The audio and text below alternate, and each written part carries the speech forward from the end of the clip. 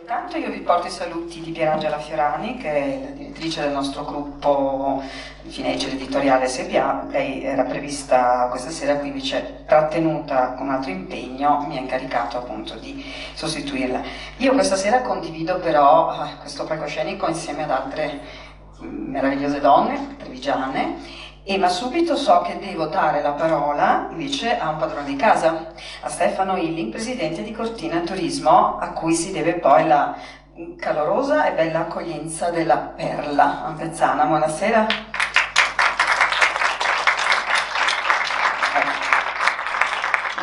Le posso cedere il mio microfono? No, prende su, perfetto. So gelato. Allora, Presidente, credo che forse l'aveva già fatto oggi, ma lo ripetiamo probabilmente, no? Questo benvenuto a questa platea di giornalisti che è impegnativa. Sì, forse no, forse certo è una grande opportunità. Abbiamo voluto creare un'occasione di incontro, di riflessione, con l'idea che il mondo diventa molto complicato e quindi noi dobbiamo diventare tutti più bravi a cercare di capirlo. E Cortina sembra il luogo adatto, perché è il luogo dove si può riflettere, dove è facile anche dialogare, dove è facile anche avere una convivialità, dove possono venire delle idee. Abbiamo avuto grandi giornalisti, anche grandi artisti, grandi autori che a Cortina hanno avuto grandi idee. Quindi la nostra è semplicemente un'opportunità di stimolo perché questo avvenga, ecco, questo momento di chiarezza, di aumento della conoscenza, per aiutarci a capire meglio questo mondo che sembra che ci stia sfuggendo di mano. E poi c'è bello perché ci sono queste opportunità. C'è questo giocare col passato e col presente, no? Il ruolo, il dovere del giornalista oggi, del reporter, ma quello che è successo qua 100 anni fa. Abbiamo una delle testimonianze stasera, uno dei personaggi di cui si parlerà è appunto Antonia Verocai Zaldini, che è possiamo dire, la prima fotoreporter di guerra, forse no, però certamente ci piace pensare che sia stata anche lei presa da questa necessità di capire quello che stava avvenendo per cercare poi di raccontarlo se non altro ai suoi figli, alla sua famiglia, e comunque l'ha fissato nelle fotografie. Ecco, e questo credo che sia anche il grande ruolo di Cortina, insomma, può creare queste opportunità. Per cui grazie per essere presenti stasera e spero che sia molto interessante. Grazie a tutti. Grazie per l'accoglienza di Cortina. E adesso Lorenzo Cadeddu, il colonnello Lorenzo Cadeddu, presidente del Centro Studi Storici Militari sulla Grande Guerra Piero Pieri. È un piacere per me perché noi, buonasera colonnello, ci conosciamo a distanza per il mio lavoro. Io quante volte ebbi a scrivere del Centro Studi Piero Pieri, di lei, delle sue opere, l'ultima, Le donne nella Grande Guerra di Gaspari 2015, abbiamo appena fatto pochi mesi fa, credo, la recensione con il collega Alessandro Valenti, quindi è un piacere per me guardare. Carissimo amico. Ecco, lei ha messo in piedi, io so questa cosa stupenda, Vittorio Veneto, una città densa di storia, di cultura, non solo legata comunque alla Grande Guerra, e quindi lei è qui anche perché è capofila con il centro studi di un progetto molto importante e alle nostre spalle, Donne si fa storia. Vogliamo dare appunto in questo senso il primo segnale di che cosa stiamo facendo questa sera. Buonasera a tutti intanto. Il Centro Studi Storico Militari sulla Grande Guerra, insieme al suo partner WW1 dentro la Grande Guerra, ha lanciato questo progetto di cercare di riportare nel giusto alveo della storia la partecipazione delle donne, e in questo caso, visto che è il centenario, possiamo dire nell'alveo del periodo storico che riguarda la Grande Guerra, ma più in generale anche in altri periodi della storia. Non è vero che le donne nella prima guerra non ci sono state e che gli uomini non se ne sono mai accorti.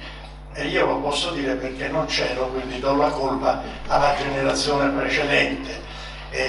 Però ci sono state, io ho scritto un libro sulle donne della Grande Guerra, e quindi vuol dire che di casi io ne ho trovati tantissimi.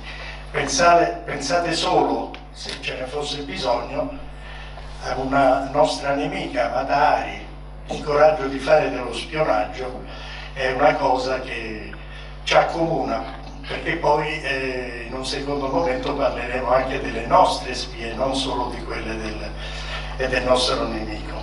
Stasera parliamo di una cortinese, di lei non dico nulla perché la lascio dire a una cortinese almeno di adozione, se non altro perché trascorre parte del suo tempo a Cortina. Volevo dirvi solo questo, un saluto, e credetemi, la donna nella Grande Guerra c'è stata. Ecco, e quante ne avrà lei nel suo centro studi? So che ha una bella presenza femminile, molto forte, molto competente, molto brava, questa sera le vedremo. E c'è ancora qualche appassionato. Grazie. Va bene, grazie colonnello. E adesso ho anche il piacere di chiamare Giulia Conflero di Wikimedia Italia. Buonasera Giulia, un altro partner di questo progetto. Buonasera, le cedo il mio microfono. Buonasera. Allora, Wikimedia Italia è interessata a questo progetto perché sono alcuni anni che nello studiare quello che succede sul web ci siamo resi conto che la presenza femminile è molto minore di quello che potrebbe essere. Noi facciamo cultura con l'idea di una cultura che non sia troppo vista da un certo punto di vista, una cultura che accolga i punti di vista e li valorizzi in modo da creare un maggiore arricchimento culturale. Allora, questo progetto, Donne si fa storia, viene proprio a incontrarsi con un progetto nostro che ormai da 5 anni è stato lanciato, che si chiama Gender Gap.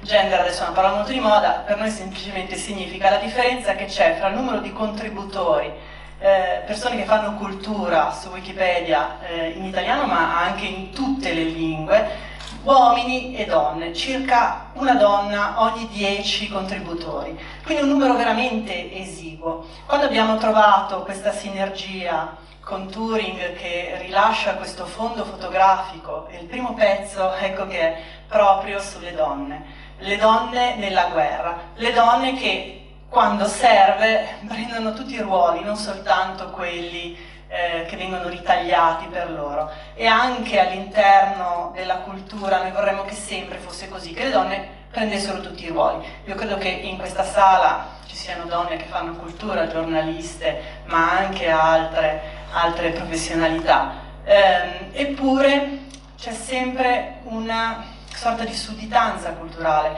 per cui sul web non ci accorgiamo di questa ricchezza. Sarà che gli uomini hanno più tempo libero e quindi scrivono di più per diletto sulla nostra enciclopedia, però noi vorremmo che questo cambiasse, e quindi questo fondo che il Turing, grazie a WW1, ci ha liberato, ci ha donato, che donarlo a noi significa donarlo a tutto il mondo.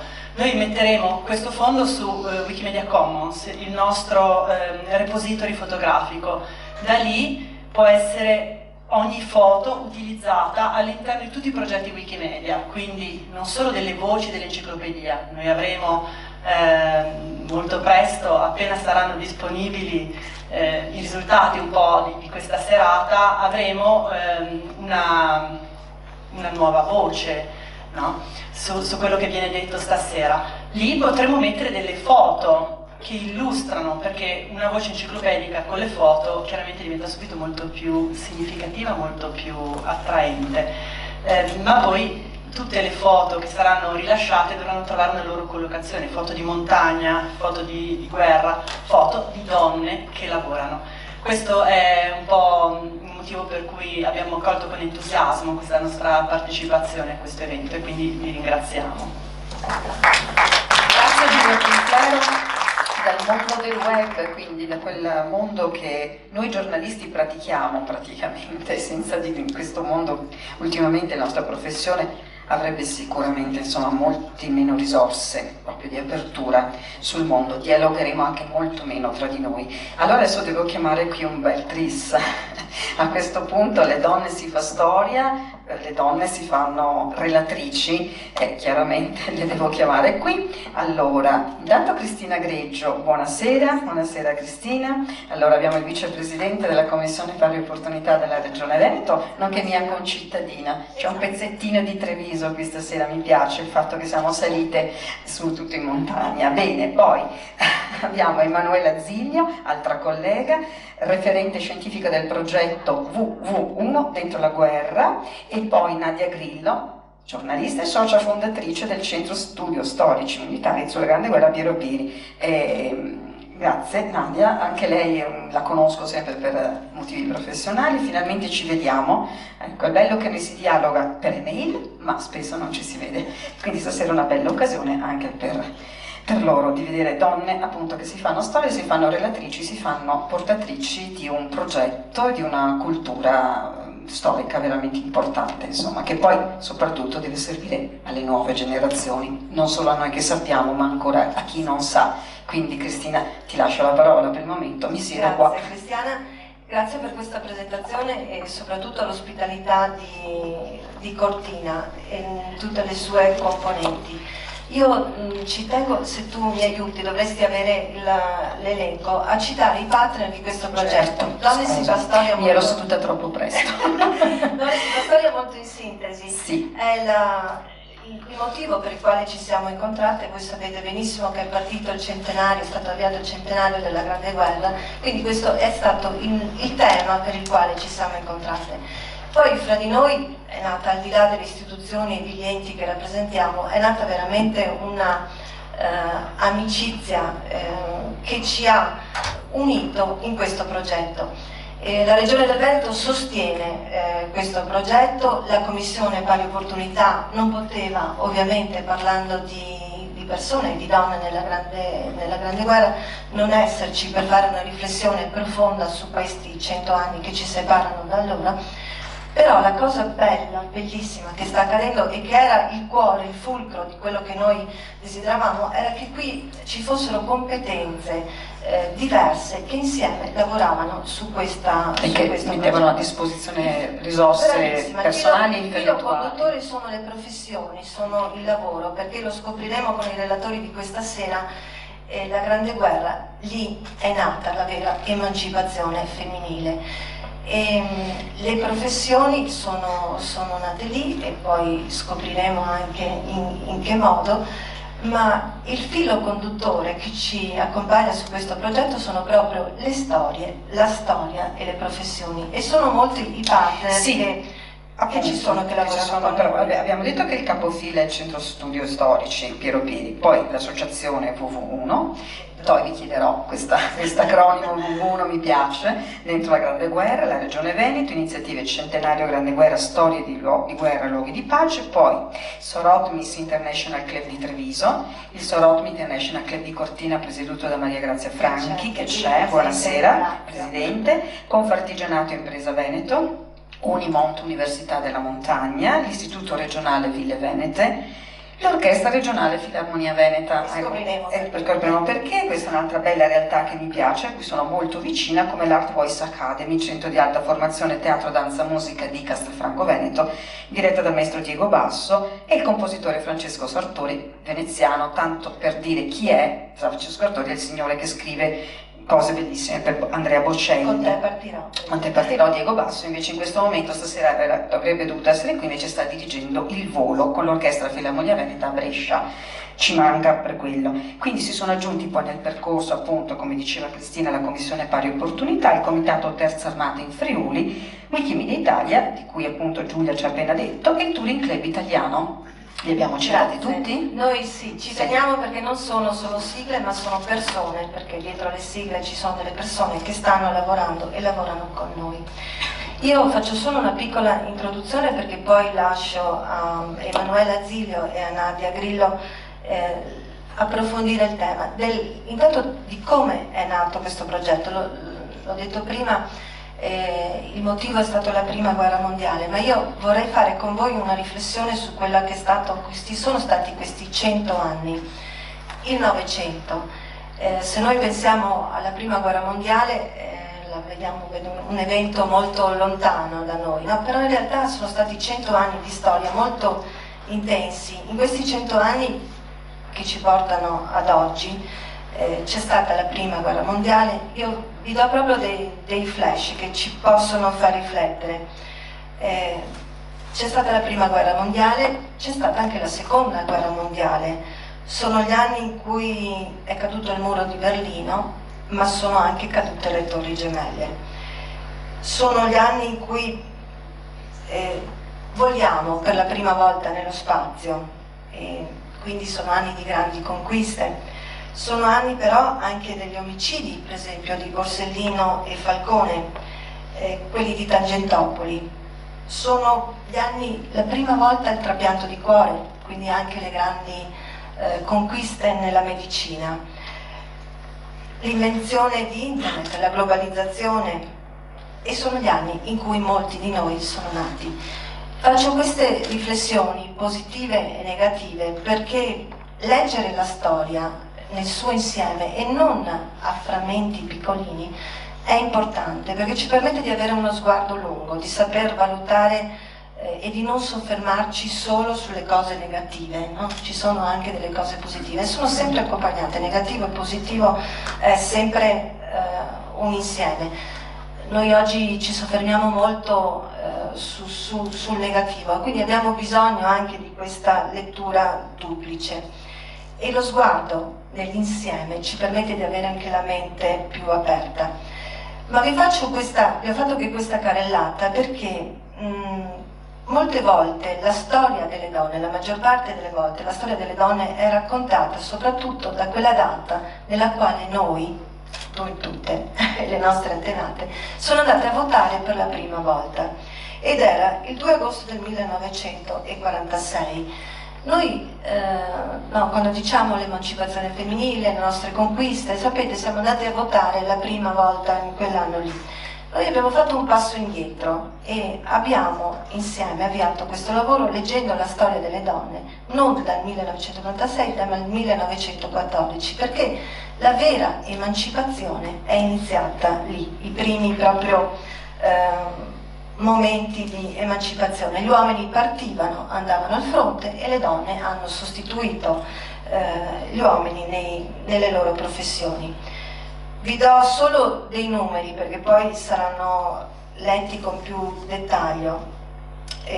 Fino al 1915 le donne che lavoravano erano 23.000. A fine del 1916 le donne erano 89.000, a fine del 1917 175.000.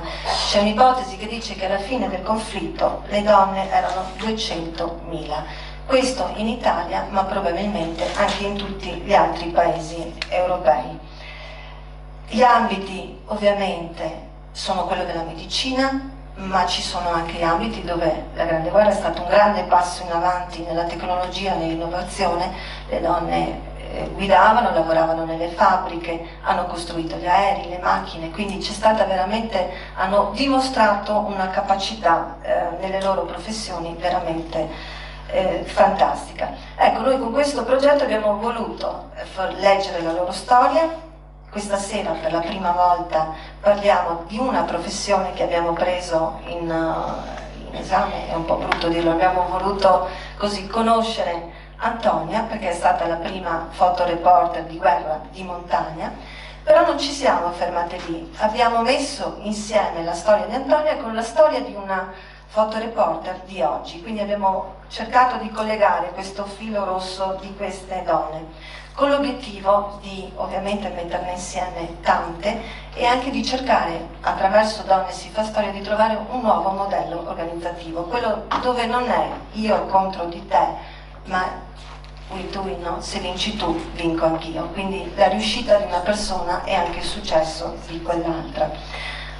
Io lascio la parola a Emanuela per andare nel dettaglio del progetto che prevede tantissime fasi e anche un piccolo particolare, lo racconto perché l'ha accennato Cristiana, che all'Orchestra Regionale Filarmonia Veneta saranno previsti dei video, in particolare un video cover di questo progetto, e l'Orchestra Regionale Filarmonia Veneta, ma i due autori, Diego Basso e Francesco Sartori, hanno scritto una musica dedicata a questo progetto che ci accompagnerà proprio per tutti questi anni fino al 2018 e poi vediamo anche oltre. Quindi è un omaggio che la cultura ha voluto dare a Donne si fa storia. Grazie.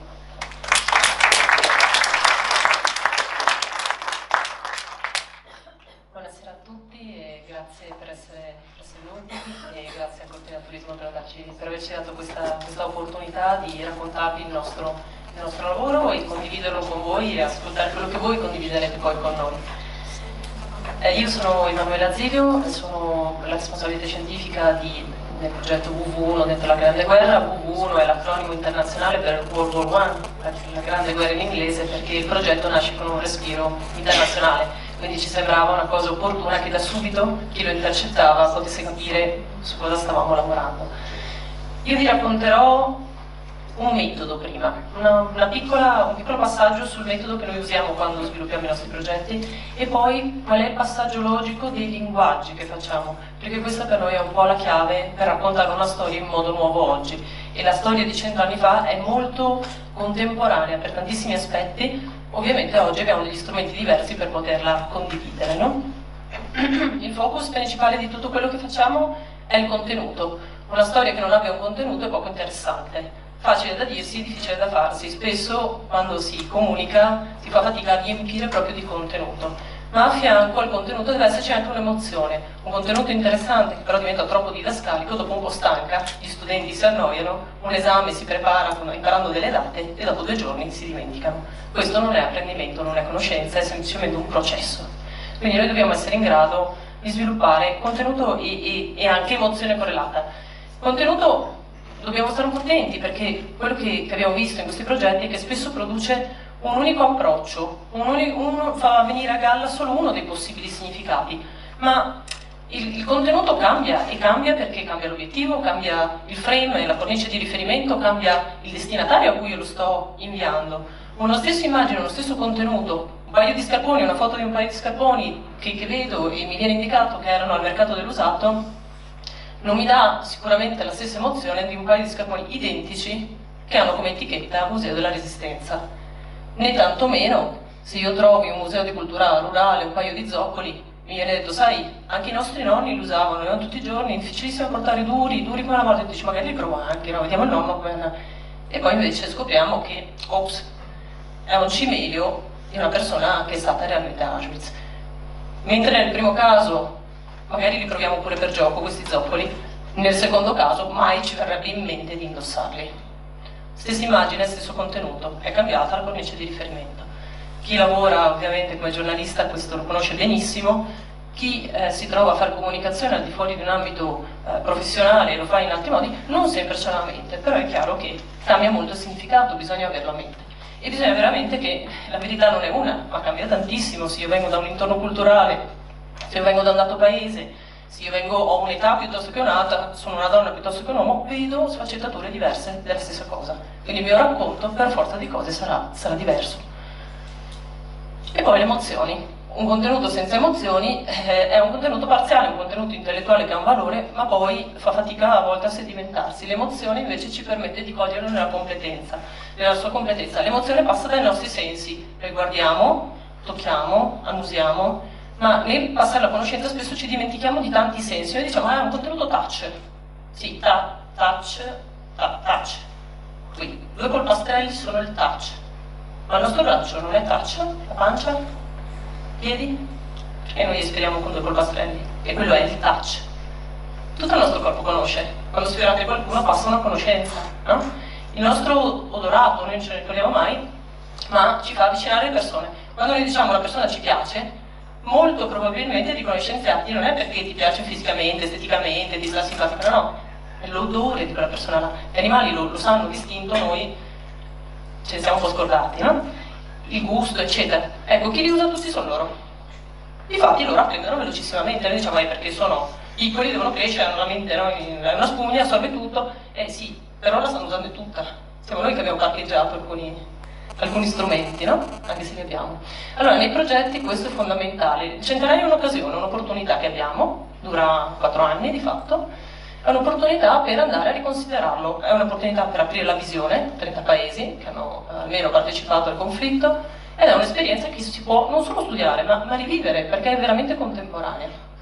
WW1 è nata per questo, è nato con l'intento di provare a risentire quello che quelle persone hanno vissuto. Pensate che odori avevano i soldati in trincea in mezzo a tutto quello con cui li attorniava, dai caduti al fatto che non potevano muoversi da lì, al fatto che non c'era un bagno, al fatto che pioveva e tutto saliva. Questi scenari qui sono quelli di una vita di persone di 17, 18, 15, 20 anni, no? Noi non ce lo ricordiamo più, i rumori di una bomba non arriva all'orecchio, arriva alla pancia. Noi ce ne accorgiamo solo quando vediamo i fuochi d'artificio, no? C'è l'onda qui, o se qualcuno di voi va a sparare. Altrimenti il film te lo fa vedere lontano, lo sparo, ma lo scoppio ce l'hai vicino, cambia tutto, no? Quindi imparare, ricordarsi, eccetera. Ha sconvolto più Vi di faccio 30 vedere i nostri. una piccola presentazione del progetto così capite un po' lo spirito con Una cui abbiamo guerra, avviato. 100 anni fa, ha sconvolto più di 30 paesi, i nostri. Ancora oggi viene ricordata come la Grande Guerra. Il mondo in cui viviamo è la conseguenza di quell'evento. Ogni famiglia ne conserva i segni e le memorie. WW1, dentro la Grande Guerra, è una piattaforma aperta che aggrega in modo dinamico informazioni, testimonianze, documenti e narrazioni. Un nuovo modo interattivo di godere della cultura e diffondere la conoscenza. Gli spazi e gli ambienti diventano esplorabili a 360 gradi lungo tutto il fronte della guerra, permettendo di viaggiare a ritroso nel tempo e di calarsi nei panni dei soldati e dei civili che hanno popolato quei luoghi 100 anni fa. Oggi possiamo riscoprire tutto di loro: dove sono nati, a che reggimento appartenevano, perché sono morti, dove verranno commemorati. WW1 è un progetto no profit, uno spazio aperto per accogliere i contenuti che verranno prodotti dalle persone nel tempo. Storie di umiltà, coraggio, passione e pietà che hanno cambiato l'identità del territorio e dei popoli. WW1, dentro la Grande Guerra, uno strumento di conoscenza per tutti. Quando abbiamo iniziato a lavorare a WW1 eravamo 3 aziende, Officine Panottiche, Nuovo Studio Factory, iDivision e Digital Distillery. Queste 3 aziende però hanno deciso che la cultura non è business, o meglio, può anche diventare un domani business, ma la cultura oggi è un valore in sé per sé e come tale deve essere di tutti. Per questo abbiamo unito le nostre forze e abbiamo fondato un'associazione, che è quella di cui appunto io faccio in questo momento qua le veci, ma il lavoro che ci mettiamo dentro è quello di professionisti che hanno investito in questa operazione. Questo è un altro, WW1 ha tanti ovviamente tagli proprio per riuscire ad arrivare a vari punti. Ora tocca a noi, è un progetto che è stato realizzato con il supporto della Regione del Veneto ed è stato proprio, come dire, l'esigenza di collegare quel più 100 e meno 100. 100 anni fa c'è stata una guerra, ma oggi noi diciamo che siamo in pace, ma io non sono così sicura. Intanto c'è una crisi finanziaria, magari tra 100 anni diranno erano in una guerra economica, la quarta mondiale. Noi oggi la chiamiamo in un altro modo, ma anche 100 anni fa si chiamavano in un altro modo le cose, no? E poi a pochi metri da noi, a poche ore da noi di aereo, ce lo racconterà poi Francesca Tosarelli, e la guerra c'è come, siamo anche noi come italiani. Quindi spiegare che la guerra è qui ora è una consapevolezza che è necessario avere. Questo progetto ha dei video, ha dei panorami interattivi di cui poi vi racconteranno anche vi racconterà Nadia con Officine Panottiche e Nuovo Studio Factory che li realizza. Ha dentro notizie di oggi, di guerre di oggi, dove tutte le testate vengono consultate, italiane e estere, viene unito il racconto e viene fatto il sistema, perché la visione è multilaterale, non ho una visione, tutti hanno una visione. Parlare di verità o di realtà è difficile, ma metterle al sistema aiuta a vedere forse degli angolini in più. Possibilità di vedere ieri e oggi sovrapposti, poi ve lo racconterà Nadia proprio per Antonia. Panorami che abbiamo recuperato di una bellezza incredibile fatti dall'esercito durante la Grande Guerra, in quel momento lì, non per turismo ma per posizionare evidentemente la difesa e l'attacco. Oggi ci sono posti in cui andiamo a fare turismo, quindi Questa continua connessione ci aiuta a capire meglio alcune cose. Progetto sul tempo, abbiamo visto uno sullo spazio e uno sul tempo, per capire appunto che noi raccontiamo la Grande Guerra perché siamo italiani, quindi c'è il Caporetto, quindi c'è il 4 novembre, quindi ci sono una serie di... c'è il Grappa, c'è il Piave, no? C'è Vittorio Veneto, e sì, ma l'Inghilterra l'ha avuta a sua volta la Grande Guerra, la Francia, il Belgio, eccetera, e loro raccontano altre storie, no? Allora, cosa succede se le mettiamo a sistema? Succede che creiamo un calendario che si muove con un bando europeo che ci appoggia, 5 paesi che raccontano ciascuno la propria storia. Ogni mese esce una puntata, qui c'è una sorta di racconto fatto dalle università con cui collaboriamo sulla Grande Guerra, ci sono infografiche che aiutano le persone a capire i numeri, perché i numeri sono importanti ma spesso non sono intellegibili perché sono tabellone piene di numeri che nessuno sa interpretare né sono particolarmente belle da vedere. Tavole artistiche che raccontano alcuni concetti, no? Ricordatevi di 100 anni fa, Grande Guerra, ma anche Liberty, anche tecnologia, anche innovazione, diari e memorie, eccetera. Ecco, tutto questo per arrivare a Donne. Il percorso che abbiamo fatto è stato un percorso proprio logico, cioè la necessità che abbiamo avuto fino all'inizio, il filo rosso che ci ha portato avanti, è stato quello di una necessità fortissima di fare rete. Studiando la Grande Guerra ci siamo accorti di una cosa che forse non era per noi così scontata all'inizio, che le donne, in quel momento lì, così come i soldati, per forza, per sopravvivere, la rete e la coesione hanno dovuto trovarla. Pensatevi, soldati veneti, visto che siamo in Veneto, si sono trovati in trincea con dei calabresi che non parlavano italiano né l'uno né l'altro, né si capivano, non mangiavano le stesse cose. Il riso era una dieta sabauda che veniva dal Piemonte, a chi veniva da sud non piaceva. Loro avevano la pasta, quelle donne non avevano mai visto la pasta. La dieta italiana nasce nella Grande Guerra. Forza cose, ma forza cose le donne uguali, perché da soli gli uomini in trincea, senza le donne che li fanno da mangiare, senza i figli, senza conforto, da sole le donne a casa, con una guerra. E guerra significa crescita economica, punto. Quindi chi c'è deve produrre. È solo che fino a quel momento mica l'avevano fatto le donne. E quindi succede che le donne fanno rete. E lo fanno anche oggi, non lo fanno solo 100 anni, non l'hanno fatto solo 100 anni fa, perché noi siamo qui perché siamo una rete, e ce ne sono tantissime. Wikimedia Italia è un'altra rete, ci sono tantissime reti, e spesso sono proprio le donne a volerle. Perché? Perché ti fai forza, perché affronti meglio i problemi, perché ti gestisci. In aree di montagna è fondamentale fare rete. Avete sentito che tra i vari partner c'è l'Università della Montagna, che in verità è un dipartimento dell'Università di Milano, ma sta sul Tonale. Sta lì perché fa rete con le montagne, da soli non si va da nessuna parte. Allora, il tandem che abbiamo pensato di fare è proprio questo. 100 anni fa sono nati dei lavori, dei mestieri impensabili per l'epoca. Vi racconteranno poi la vicenda di Antonia che per prima comincia a fare delle foto di guerra, ma non era esattamente autorizzata, non era un uomo, non aveva un incarico ufficiale, però lei ha il coraggio di farlo, di testimoniare, no? Ma c'è chi lo fa oggi. Francesca vi racconterà invece cosa fa lei. Dicevamo mestieri nuovi, autista, tramviere, qualsiasi mestiere, no? Fosse necessario. Antonia fa la fotoreporter. Francesca oggi fa la fotoreporter, vi racconterà dell'Africa, del Mali, del Congo e delle sue fotografie in questo contesto, no? E guardate questa rete qui. Questo è l'ufficio notizie di Bologna. Le famiglie che hanno i propri figli, le madri che hanno i propri figli in guerra non hanno notizie, spesso non arrivano, passano mesi e mesi e non si sa nulla, se è morto, se è vivo, dov'è, se arriva una lettera, spesso è tutto cancellato dalla censura, c'è scritto ciao mamma e chissà chi l'ha scritta. Loro si accorgono, 2 donne, 2 aristocratiche di Bologna, creano l'ufficio notizie, tutte donne perché sono più pratiche, più efficienti, si va via veloci.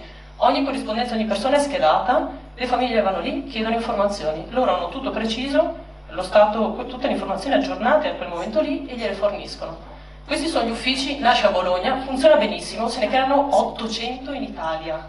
Questi mappano milioni di soldati e diventano lo sportello.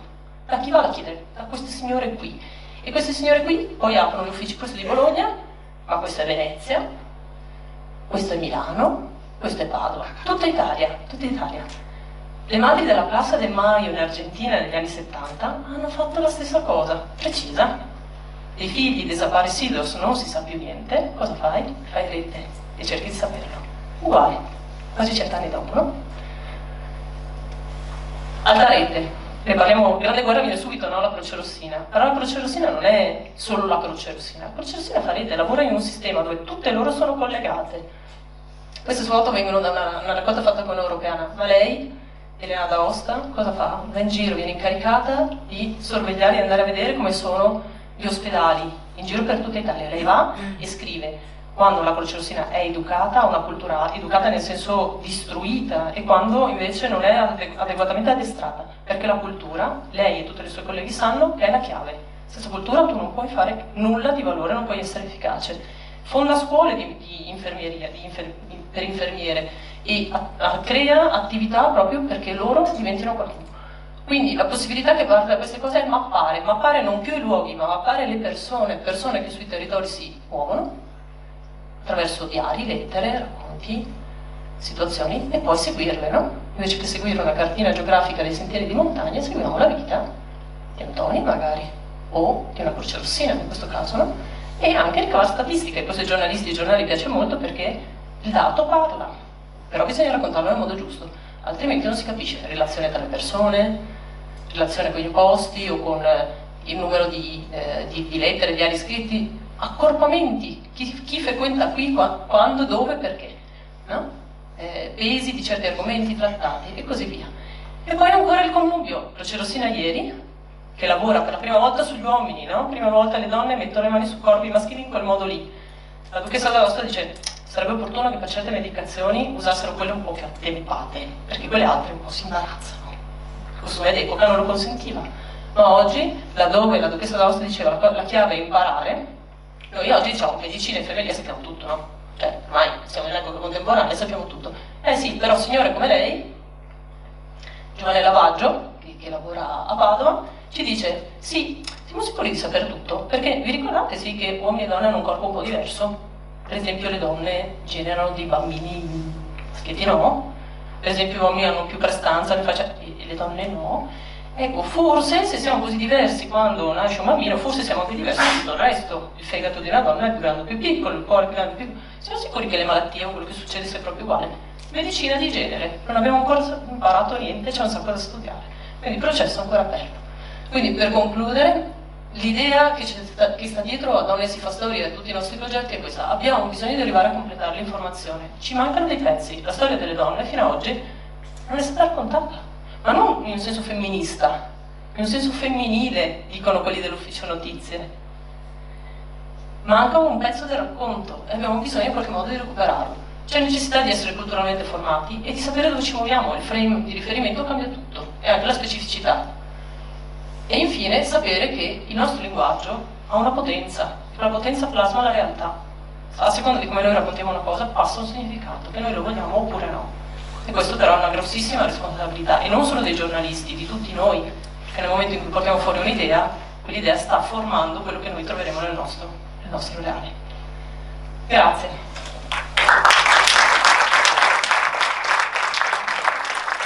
Nadia Grillo è giornalista e anche... sono io che parlo, è socio fondatore del Centro Studi. Nadia, tu ci cominci a raccontare la storia di Antonia, che poi noi abbiamo messo in parallelo anche con le storie di oggi, e un po' ci siamo innamorati di questa Antonia, vero? Assolutamente. Allora, il focus oggi è fotoreporters di guerra. Allora, mi sentite? Sì. Sì, come dice Cristina, ci siamo innamorate tutte e tre cammin facendo.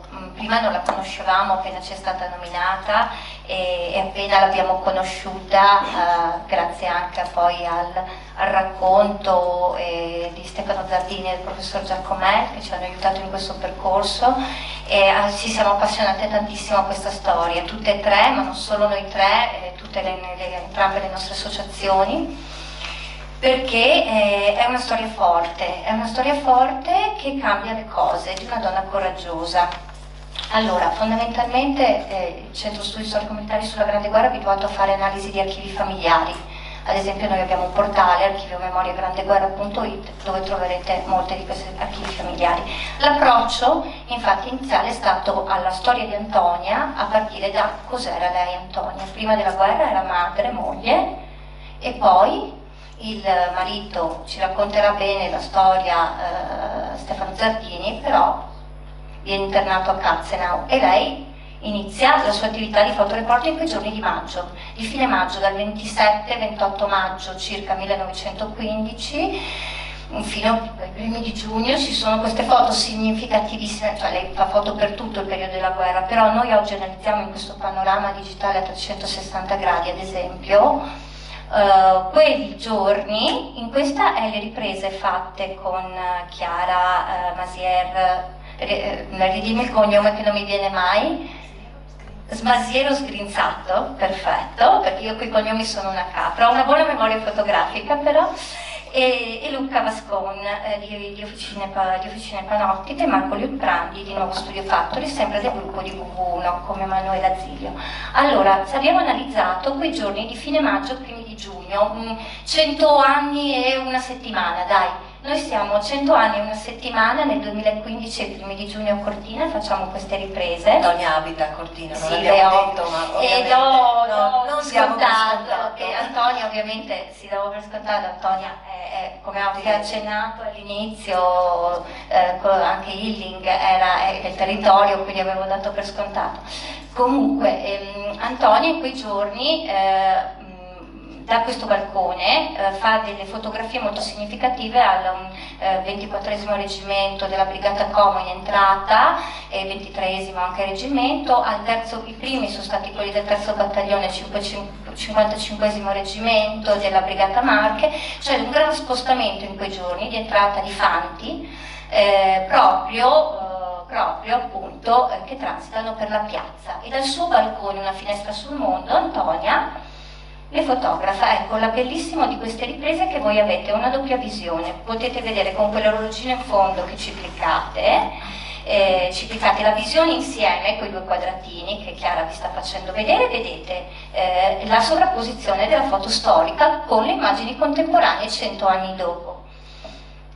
E potete vedere, ad esempio, questa è una foto che varrebbe un premio ancora oggi, si ferma Chiara, poi lo spiegherà meglio anche Stefano, varrebbe un premio oggi perché c'è un soldato che dà lo sguardo ad Antonia e è un'emozione di sguardi, la scopre, vede che lei con la sua stereoscopica lo sta fotografando.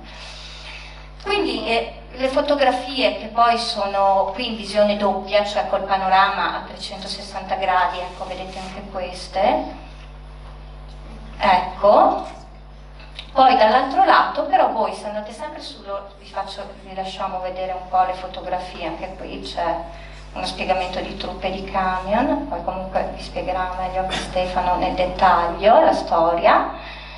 Ecco, poi praticamente però vedete come la sovrapposizione è effettivamente precisa, cioè da questo balcone, la cosa carina di queste foto storiche è che abbiamo fatto un'analisi storica interessante, abbiamo usato tutte le foto scattate da Antonia da questo balcone, da questa angolazione, ma anche prendendo una foto, quella famosa che avete visto prima del soldato che guarda, che praticamente è in realtà scattata dal balcone di sotto, cioè Antonia si muoveva tra i 2 balconi, principalmente da questo fotografava, però abbiamo pensato che per una completezza storica di uno sguardo veramente completo sul lavoro di Antonia di quei giorni di maggio, veramente di fotoreportage, era importante portare su la fotografia e farvela vedere comunque. È stato veramente un gran bel lavoro tecnico di incastro notevole e in questo senso. Poi invece se cliccate l'orologino e andate sul quadratino piccino vedete tutto solo le foto storiche con le didascalie, quindi fate un viaggio solo nella storia, però con anche le dita che vi dicono quali truppe erano dirette al Passo Tre Croci, quali stavano spostandosi verso Fiammes, quale reggimento stava guardando Antonia, eccetera, eccetera. Poi ovviamente nel sito internet troverete anche un racconto più specifico, un viaggio fotografico più specifico proprio delle foto di Antonia. Ecco. Questo per spiegarvi in poco, come vedete qui ad esempio sono gli austriaci a Cortina dopo Caporetto. Ecco, quindi la storia di Antonia è stata veramente articolata come moglie, madre, professionista, nello stesso tempo collegata, come tante donne di oggi, come tante fotoreporter e reporter di oggi.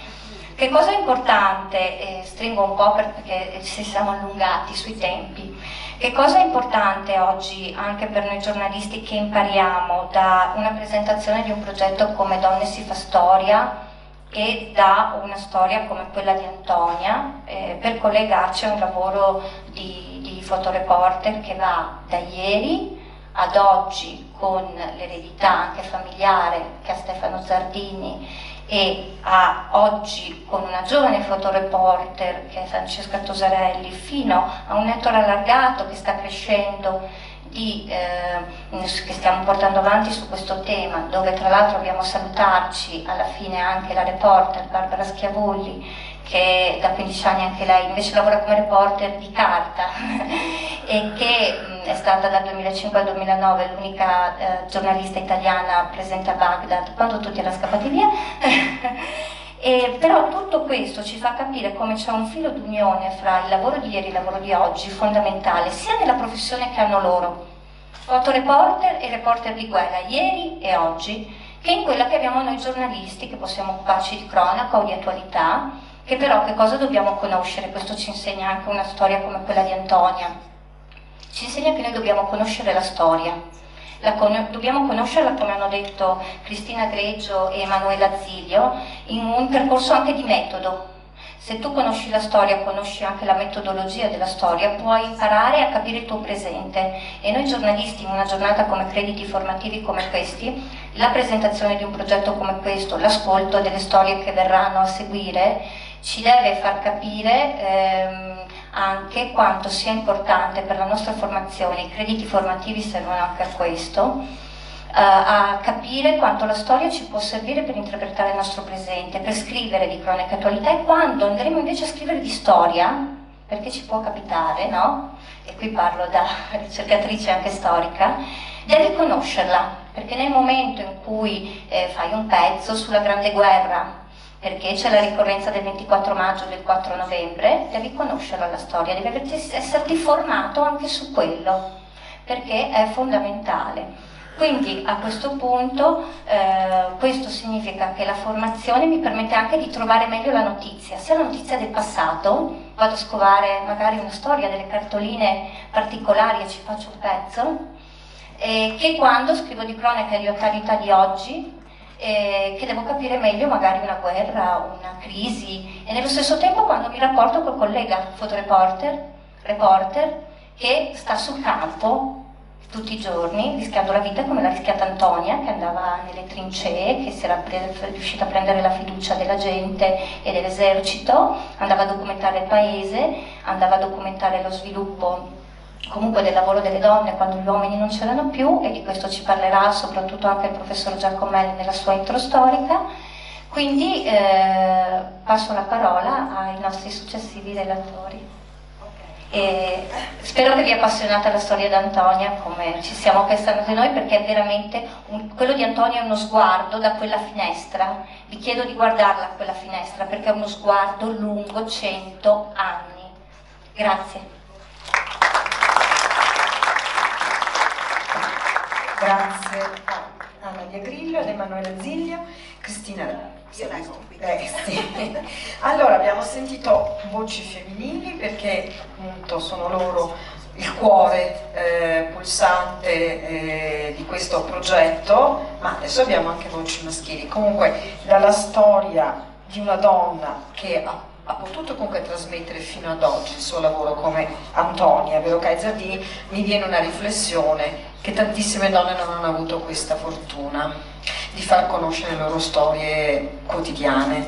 Ecco, e quindi credo che questo progetto sicuramente aiuterà molto. Io aggiungo una riflessione finché loro prendono Poi posto. li presentiamo. Sulle tue parole, anche sulle parole di Nadia, che forse è comunque necessario, visto che siamo qui insieme alla stampa e ai giornalisti, è necessario che l'informazione sia completa. Noi quando raccontiamo o conosciamo per esempio la Grande Guerra per le trincee, per i soldati, per le storie, no, dei nostri nonni che hanno combattuto, ci manca un pezzetto di informazione, e quindi forse non è una questione di donne o di uomini, ma è proprio questione di fare un passo in avanti e di fare uno sforzo tutti per raccontarla anche quella storia, perché Donne si fa storia è ognuno fa parte della storia, no? Noi siamo parte di tutto. Allora quel tutto può funzionare solo se lo conosciamo tutto, no? Se ci manca un pezzettino qualche cosa poi non va. Quindi forse pari opportunità è anche questo. Sì, appunto. Le donne poi che scrivevano le lettere al fronte, ci sono opere molto meritorie che stanno uscendo adesso, che sono state date alle stampe, in questo senso, no? Le lettere tra madri, mogli e di tanta buonasera. Allora, buonasera intanto, ecco una voce maschile. Allora dobbiamo dire subito che chiamiamo qui allora Paolo Giacomè, storico, memorialista, esperto appunto di Grande Guerra della zona del Cadore e di Cortina; Stefano Zardini, giornalista e fotoreporter, nipote di Antonia Verocai Zardini. Eccolo, vorrei qui, eccolo qua. Buonasera. Buonasera. Facciamogli un applauso. Facciamo applausi. Buonasera. Il lavoro di Antonio. Buonasera Stefano, buonasera, che bella stretta vigorosa da lontano, e soprattutto mi fa capire che questa linea, questo DNA si è trasmesso, perché se lui è ancora un fotoreporter. E intanto facciamo questa... Francesca. E anche Francesca, va bene, allora via. Volevamo darle solo un focus su di lei, ma la chiamiamo qui. Allora, Francesca Tosarelli, fotoreporter internazionale di guerra, bolognese, si introduce tra questi uomini di montagna. Allora, buonasera Francesca. Allora, tra tanta montagna, anche Bologna. Bene, intanto accomodatevi e così ognuno avrà il suo... Lasciamo questo racconto e tenete questo filo rosso meno 100 e più 100. Meno 100 e più 100. Allora, io direi lasceremo poi a Francesca, passiamo dal passato e veniamo verso il presente, ok? Bene. Allora, Paolo Giacomè, storico, memorialista, esperto di Grande Guerra, Cadore, Cortina, c'è molto da dire. E quindi introduciamo sicuramente l'ambiente in cui si muove poi Antonia, ma dove si muovono anche tutte le altre donne che rimangono qui ad affrontare tutte le difficoltà che ovviamente la guerra imponeva.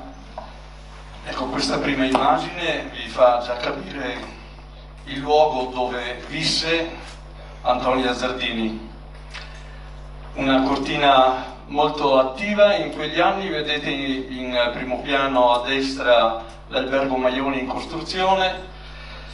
Cortina si stava trasformando, diventando uno dei più importanti, anzi il più importante centro montano delle Alpi, soprattutto del periodo estivo in quell'epoca. Ecco ancora un'altra immagine di Cortina, sicuramente scattata anche questa da Antonia, una Cortina in piena evoluzione in quegli anni. C'era l'inizio della strada delle Dolomiti che fu inaugurata nel 1909, una Cortina che con le prime macchine e con la strada delle Dolomiti viene invasa dalle prime macchine dei ricchi europei che vogliono godersi l'aria fresca, pura e salubre di Cortina d'Ampezzo. Eccoli qua, i due grandi protagonisti, Antonia e Raffaele, coniugi dal 1901. Lei aveva 25 anni, ma a 17 anni era un'entusiasta cantante del coro della parrocchia e rimarrà per tutta la vita a cantare per la parrocchia e quindi per fare festa assieme ai suoi paesani. Anche questo è un bel particolare per conoscere la poliedricità della personalità di Antonia. Eccola qui con i suoi figli. È una donna che amava teneramente, immensamente la propria famiglia e il suo lavoro e le tradizioni di Cortina d'Ampezzo.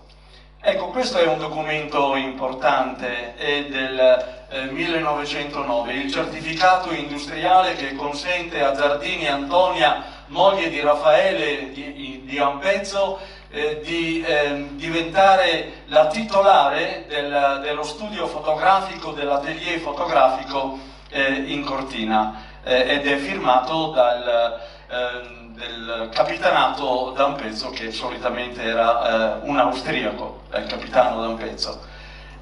Questa è una delle fotografie probabilmente dell'immediato dopoguerra, ma la stessa scena si ripeteva il 18 agosto di ogni anno, quando festeggiavano il genetriaco dell'imperatore Francesco Giuseppe, con tutti i soldati in piazza, i reduci soprattutto, e la folla che dava questo onore anche con il tiro a salve per dare maggiore tonalità. Sullo sfondo vedete lo studio fotografico di Antonia, che aveva modificato anche la sua casa per renderla più efficiente. E chi fotografava? Cosa fotografava? Ecco, avete capito dove visse, in quale ambiente, ma vediamo più in dettaglio i soggetti delle sue immagini, le famiglie che quando andavano a lei vedete come vestivano, tirando fuori i vestiti più belli per lasciarli in ricordo ai posteri, e soprattutto i giovani che oltre che suonare erano quelli che poi prima dei 20 anni dovevano fare dai 3 ai 2 anni, ma spesso erano 3 anni di servizio militare. Anni felici, leggete sotto, della bella compagnia 1910-14. Nessuno pensava cosa sarebbe accaduto il 28 luglio e tantomeno il 28 giugno di quell'anno. Ecco cosa fotografava Antonia. Andava a fotografare il lavoro delle donne che mantenevano la famiglia con il duro impegno sui campi e vestivano così.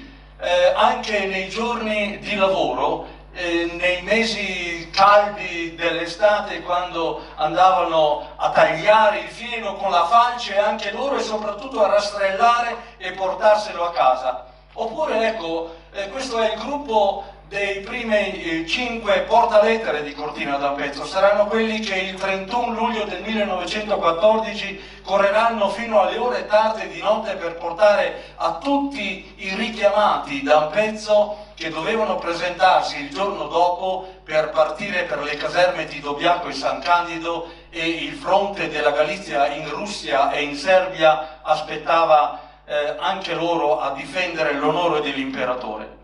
Oppure ecco l'attività delle donne, il corletto, il filare la lana, era la vita quotidiana delle donne quando non erano in cucina, quando non erano in stalla, sui campi, quello di filare la lana. Oppure eccole qui, sempre con i loro vestiti, con i loro fazzolettoni in testa, a lavare i panni alla fontana, ed era un modo anche per incontrarsi e conoscere le ultime novità del paese. Oppure ecco i primi anni del turismo, 1902, la discesa con Slita da Koyana, e c'è qui anche una famosa turista, le prime donne che venivano da ogni parte anche del mondo, possiamo dire già allora, la Vilma Neruda, che si diverte con lo slitino. Oppure con i primi sci, siamo nel 1908, le prime gare di sci, ma ecco la prima pagina del Corriere della Sera. L'Austria dichiara la guerra alla Serbia, sperava di cavarsela con la Serbia in poche settimane, e invece scoppiano le alleanze, e in pochi giorni tutti gli uomini di Cortina d'Ampezzo, tutti gli uomini dell'impero d'Austria-Ungheria sono chiamati frettolosamente a fermare l'entrata dell'esercito dello zar in Galizia e fermare anche la rivolta della Serbia per l'arrivo dell'esercito austro-ungarico. Eccoli qui, classe 1896, sono i più giovani e devono anche loro il giorno dopo partire per il fronte. Ecco cosa è stata la guerra in Galizia, il primo grande macello d'Europa, il macello dei popoli, il suicidio dell'Europa. E questi sono gli Stammschützen, gli scarti dell'esercito di tutte le richiamate precedenti del 1914 fino all'aprile del 1915, perché l'esercito austro-ungarico aveva subito la distruzione dall'impero russo in Galizia e poi anche in Serbia. E il 19 di maggio devono salire a Sompouses in attesa con ogni probabilità delle truppe del Regio Esercito Italiano, che il 23 maggio pomeriggio dichiara guerra e il 24 incominciano le cannonate. Ecco la stampa, l'Italia dichiara la guerra all'Austria, quando l'Austria si pensava che fosse incapace di difendere anche il fronte italiano. E qui abbiamo il passaggio della linea di confine tra San Vito di Cadore e Cortina d'Ampezzo.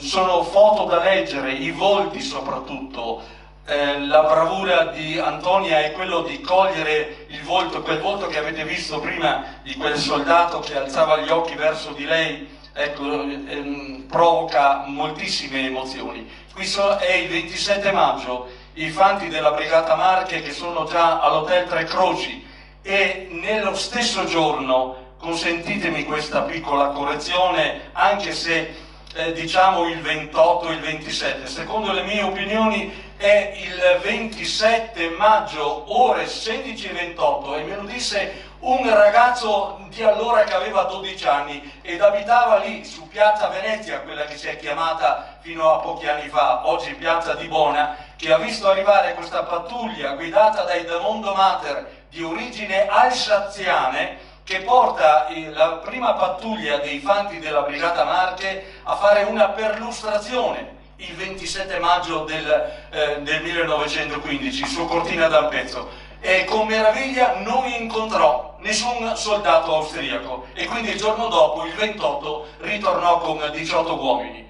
E il 29, ecco qui il capitano Villa che arriva con la Brigata Como a occupare ufficialmente Cortina d'Ampezzo. Attenti a questo scatto, guardate, vedete Antonia che ha fatto 2 fotografie, ecco perché ho voluto farvele notare. Quindi è scesa dal balcone dopo aver fatto quella famosa fotografia che già abbiamo visto e rivisto, e soprattutto dopo hanno fatto anche zaine a terra per andare a comprarsi le sigarette, le caramelle, i confetti, a incontrare qualche bambino. Non c'era un uomo in Ampezzo, erano tutti sul fronte, le donne e i vecchi, e avete visto anche nella foto precedente chi c'era sulla piazza. Eccoli qua, sono lungo quello che oggi è Corso Italia. Guardate le facce di quei soldati, guardate come guardano quelle poche donne e i bambini che si stanno avvicinando. C'è paura, c'è timore, c'è diffidenza reciproca. Cosa sono venuti a fare a Cortina d'Ampezzo? A liberarla? Ma questo era il dilemma. Ecco quella donna, guardate gli occhi di quella donna che ha in braccio quella bambina, purtroppo ha il volto a metà, ma dice moltissimo sullo stato d'animo di quelle poche donne che scesero per strada a incontrare questi soldati armatissimi per andare a uccidere chi? A pochi chilometri c'erano i loro uomini, c'erano i loro mariti, i loro figli. Siete venuti a liberarci? Ecco allora ancora cosa accadeva per la strada principale di Cortina. I muli che portano i viveri, che portano le cose necessarie per la guerra, le truppe che arrivavano anche come le prime innevate, e gli ufficiali. Ecco, gli ufficiali hanno un volto diverso dei nostri semplici soldatini. Qui sono per le vie di Cortina, avevano occupato gli alberghi. Ecco, anche queste foto che devono mandare a casa. Quanta neve a Cortina. Cortina e neve è un binomio ormai notissimo, e qui diamo solo uno sguardo per capire l'ambiente che Antonia Zardini ha potuto documentare. Questi sono gli scarti dell'esercito austro-ungarico che avevano occupato il nord di Cortina, esattamente Sompouses. Ecco, la foto purtroppo Stefano ne avrà di migliori, ma ho voluto farvi vedere semplicemente le cannonate che arrivavano su Cortina d'Ampezzo. Ecco, per ricordarvi che il 5 giugno, per esempio, hanno ucciso 2 cavalli lungo il corso, l'attuale Corso Italia.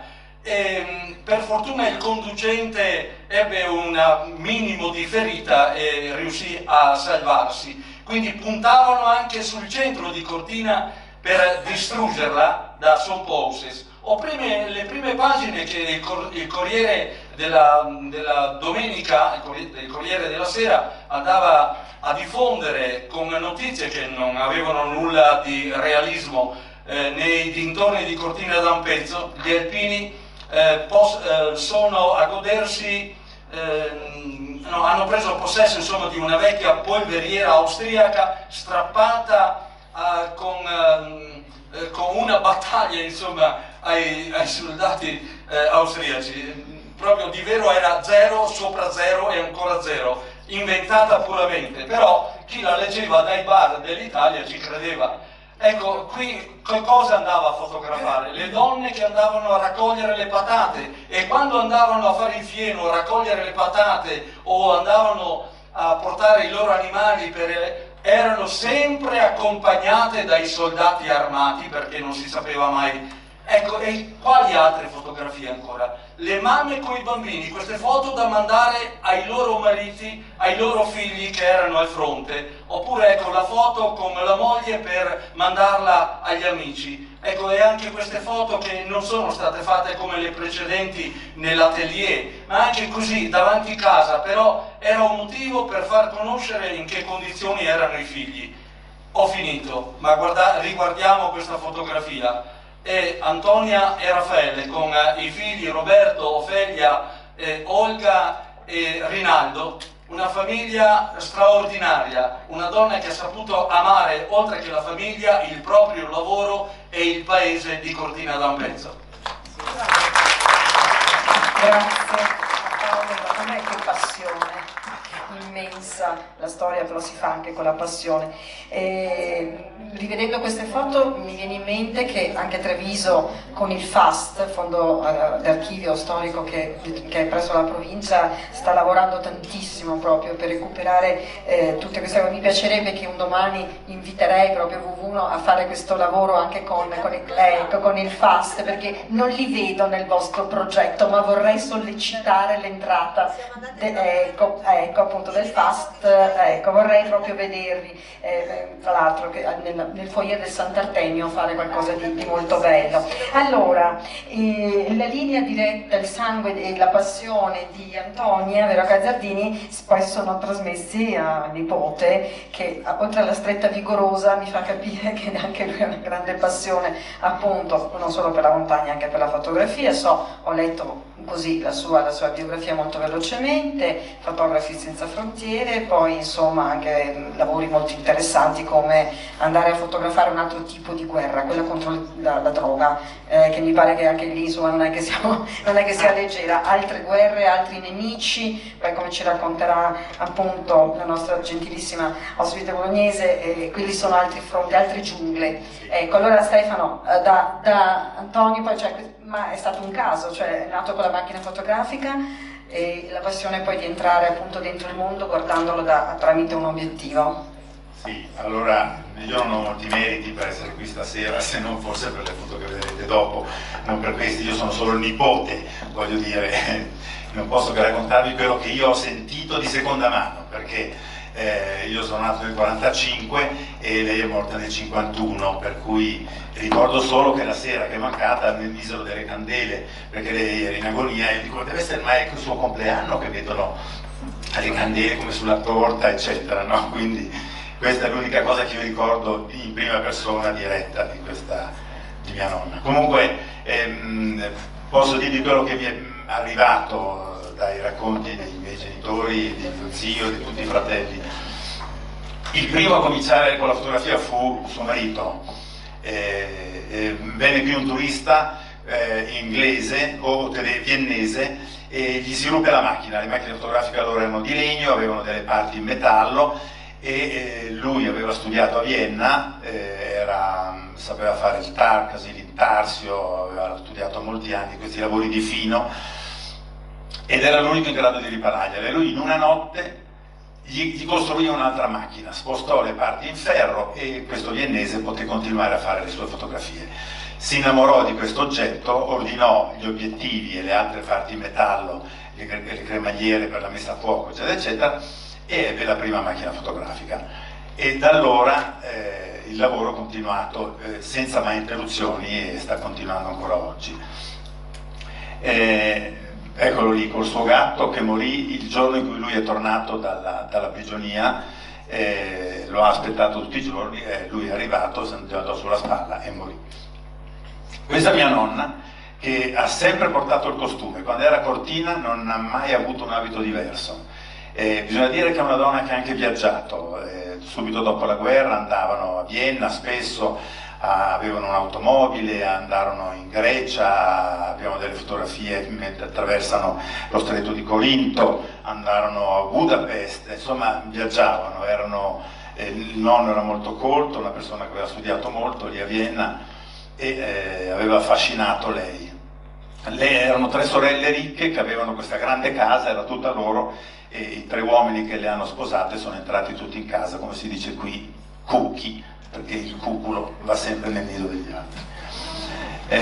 Una delle prime fotografie fatte da mio nonno, una nozze d'oro, e qui il genetliaco di cui vi ho già parlato, quindi veniva documentato così candidamente tutto quello che accadeva nel paese.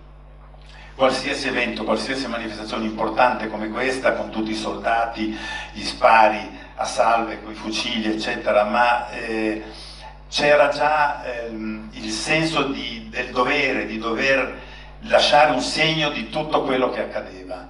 Tutto questo poi ha assunto un'importanza molto più grande, possiamo studiare l'abbigliamento, come lavoravano, come si vestivano, quante macchine c'erano, voglio dire, sono tutti elementi che si prestano a una ricerca molto più vasta e non solamente storica.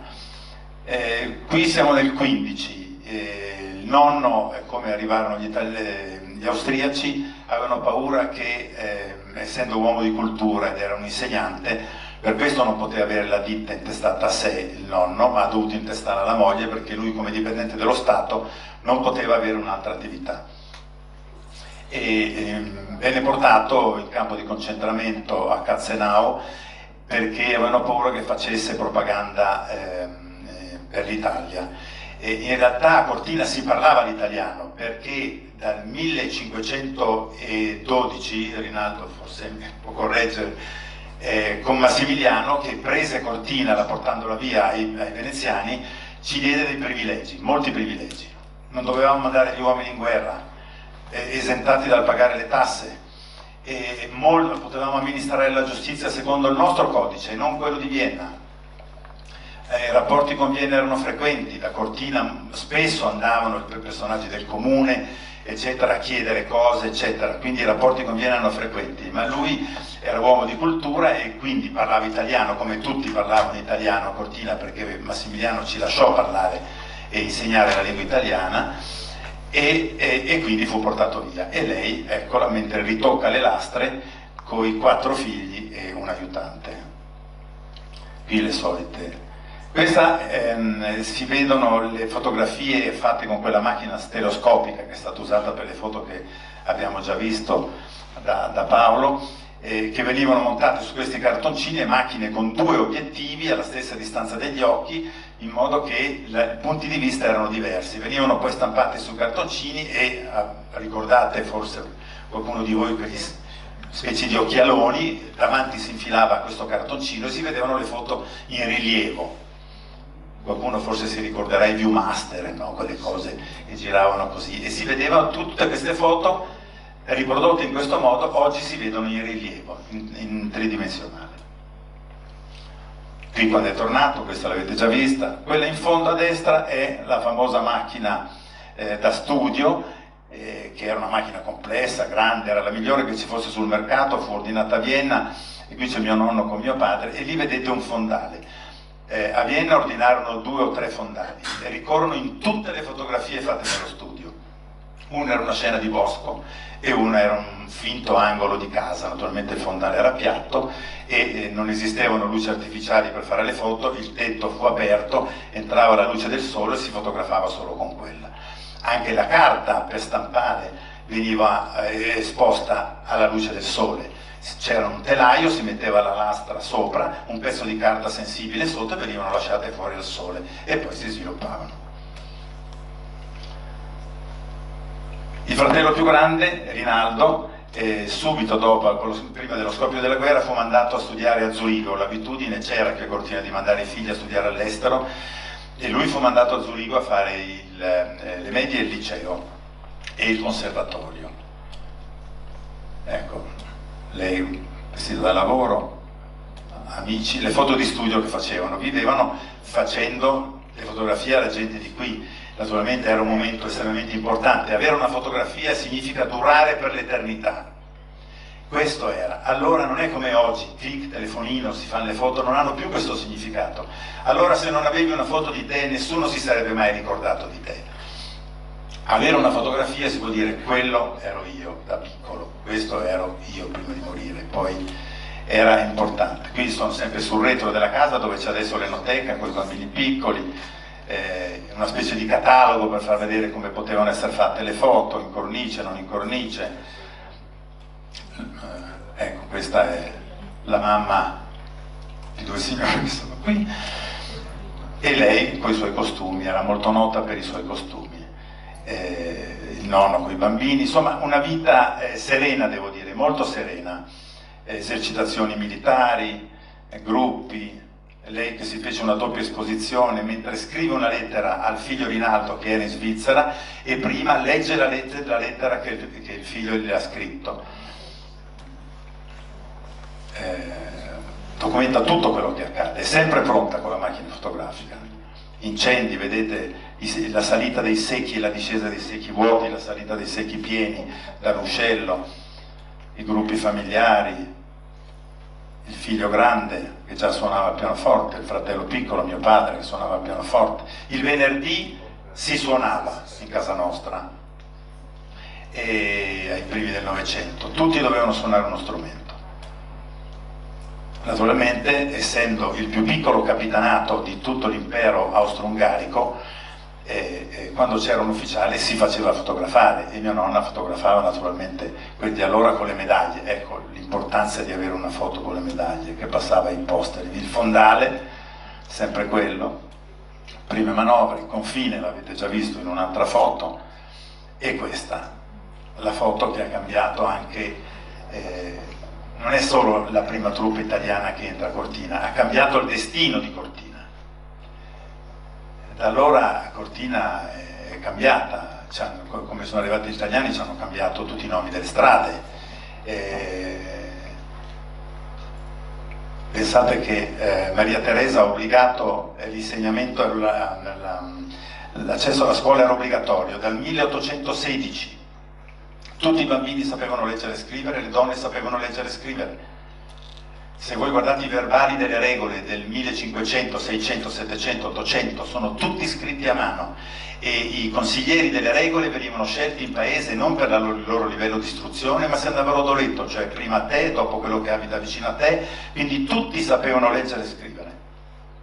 E questa è la foto che naturalmente le avrà fatto gelare il sangue, nel senso che poteva essere arrestata come spia. Non sapeva questi italiani quanto severi fossero. Probabilmente è passata così con indifferenza la sua presenza. Forse è stata una fortuna che quell'ufficiale che comandava la prima compagnia che è arrivata non fosse così severo da portarle via la macchina e arrestarla. Lei avrebbe lasciato 3 figli da soli. E visto che era riuscita a fare questa foto, che non ne ha fatto niente, eccolo lì. Questa è la macchina importante che avesse questa macchina, perché questa macchina, a differenza di quelle col telo nero che si usavano allora, questa aveva un magazzino dietro dove ci stavano 6 lastre e potevano essere cambiate alla luce del sole rapidamente. Si tirava un magazzino in fuori, la lastra appena impressionata passava dietro e davanti restava la lastra vergine, quindi poteva fare 6 fotografie una dietro l'altra, quelle 2 del capitano col cavallo, con una macchina abituale di allora. Anche quelle che aveva i fotografi dell'esercito non potevano fare foto una in fila all'altra. Questa macchina ce l'abbiamo ancora, le abbiamo tutte ancora. Ecco, vedi, non è successo niente, lei è scesa, ha avuto il coraggio di scendere, ha visto che non reagivano più di tanto. E questo abbiamo scansionato una delle 2 immagini doppie che ci sono, perché sono stereoscopiche, e sono tutte con le scritte e la sua descrizione di quello che stava succedendo. Arrivano gli italiani, come vedete, come diceva giustamente Paolo, solo donne e bambini o anziani. 1915, entrata delle truppe e avanti. Naturalmente il fatto che a Cortina esistesse uno studio con camera scura di sviluppo e stampa e tutti i prodotti chimici per sviluppare le foto, per l'esercito italiano era molto importante.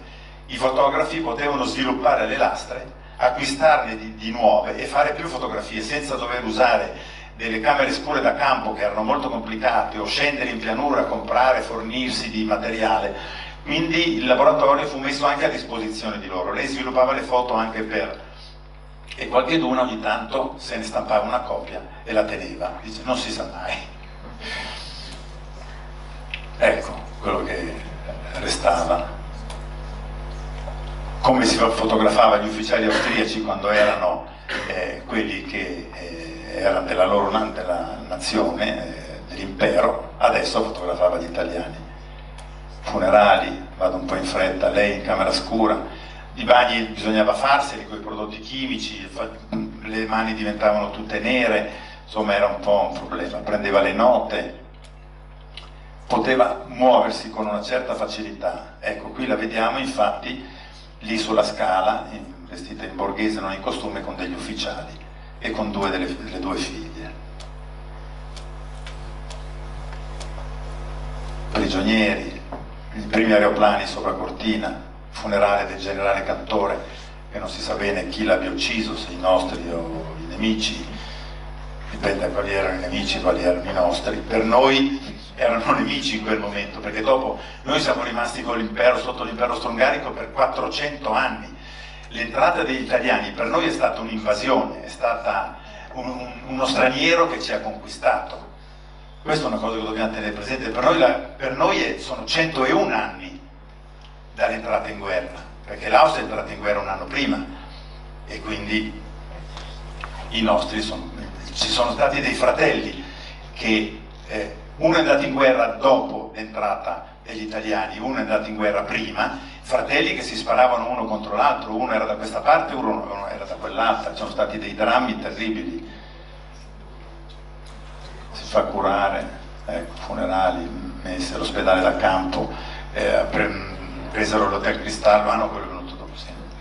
Sotto Podestagno, andiamo avanti, le bombe in paese, ecco, vado veloce. Come vedete tutte scene di vita, la ritirata degli austriaci che avevano dei soldati che venivano dall'est dell'Europa, che razziavano tutto, dalla Bosnia violentavano le donne, insomma voglio dire, lei ha fotografato anche la ritirata, forse è stato più pericoloso fotografare la ritirata che fotografare l'entrata. Ecco, dopo la guerra non è ancora finita questa missione di documentazione. Si smontano i cimiteri creati su in alta montagna, qui siamo dove passa la ferrata delle Creste Bianche, eccola lì, si raccolgono le salme, la macchina, ecco, come vedete si smontava, eccetera. Questo è lei, questa eccola qui, nel ritratto fatto da suo marito. Adesso sarò veloce. I due figli nella seconda guerra mondiale sentono lo stesso dovere della madre, il principio di dover documentare quello che succede. Prima parte il fratello più grande e va come reporter sul fronte greco-albanese. Racconto solo un brevissimo episodio. Arriva un ufficiale che trattava i soldati come carne da macello, come fossero animali, trattava forse meglio il suo cavallo di come trattava i soldati, e chiede a Rinaldo, questo mio zio, di filmare, lui era lì per fare dei film, fotografie, di filmare lui mentre saluta i soldati, gli porge da mangiare, gli stringe la mano, eccetera. E allora mio zio dice: un attimo che devo mettere la pellicola nella cinepresa. Va in tenda e toglie la pellicola e gira per mezz'ora, lui che saluta, eccetera. Naturalmente quella pellicola, che non esisteva, non arrivò mai a Roma, nonostante le richieste. Lui disse che era andata perduta nel trasporto via nave. Mio padre invece va sul fronte russo, arriva fino alla prima linea, questi sono i suoi lasciapassare, e quello è il Don. Lui è sulla primissima linea del Don. Da lì comincia la disfatta, lui e la sua Laika, le abbiamo tutte ancora. Si poteva muovere come voleva perché era corrispondente di guerra, aveva una motocicletta e si è mosso per un anno e mezzo sempre solo in motocicletta. A un certo momento però c'è la disfatta, c'è la battaglia di Nikolaevka che lui documenta come venivano trattati gli ebrei, eccoli qui, donne ebree con già lo stemma cucito, già nella prima guerra mondiale. Fabbriche di munizioni scoppiate, bombardate, prigionieri. Eccolo, con la sua macchina, le sue note. E partecipa alla ritirata di Russia. Qualcuno di voi avrà letto 100.000 gavette di ghiaccio. E a un certo momento capisce che se continua di là andrà a morire, allora torna indietro, va verso il nemico e con un giro di 1 mese e mezzo riesce ad arrivare fino a casa. Queste sono le fotografie terribili della ritirata di Russia. Guardate, il fiume non è un bosco, è una fila di alpini, fino laggiù all'orizzonte. Queste sono foto che hanno fatto la storia della ritirata di Russia. L'Istituto Luce ancora non ha ben definito quali sono quelle di mio padre e quali sono quelle di altri 2 fotografi che le hanno fatte, perché non sono molto ordinati nel tenere le cose, non citano mai la fonte, insomma sono un po' così, ma questa è stata la parte più importante del suo lavoro.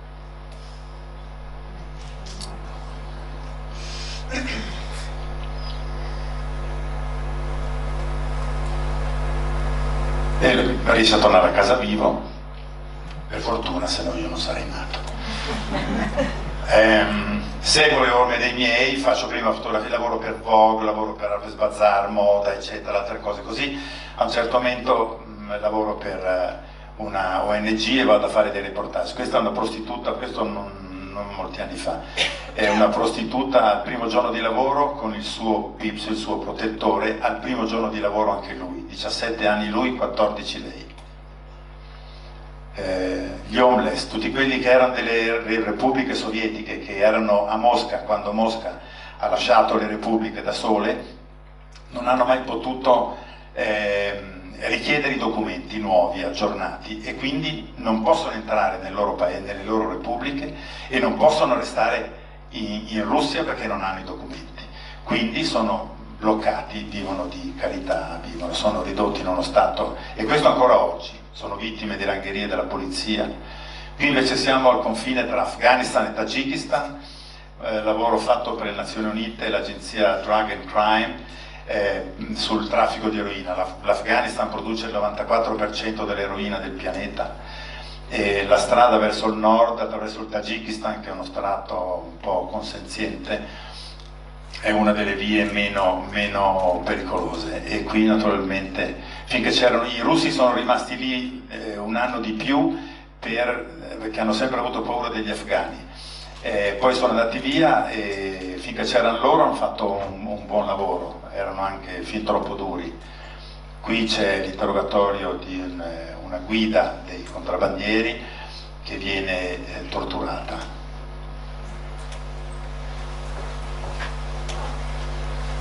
Qui siamo in Africa, siamo nel Sahel, pare 20 milioni di morti per siccità.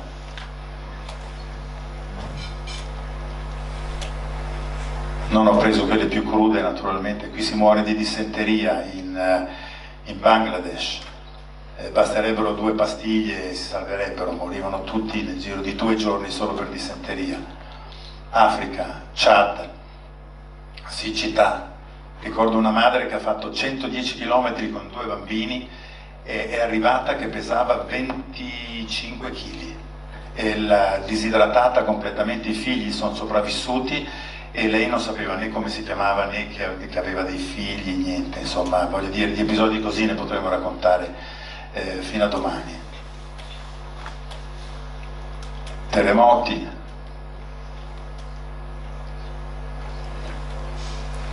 Più veloce, ho finito. Ecco. Guerre, inondazioni, Afghanistan, droga di nuovo, prostituzione in India. Ecco, questi 4 posti dove sono stato. Ecco, quindi voglio dire un segnale che è arrivato soprattutto sulla serietà dell'impegno. Questa è la cosa che io ho preso da mia nonna e da mio padre. Grazie.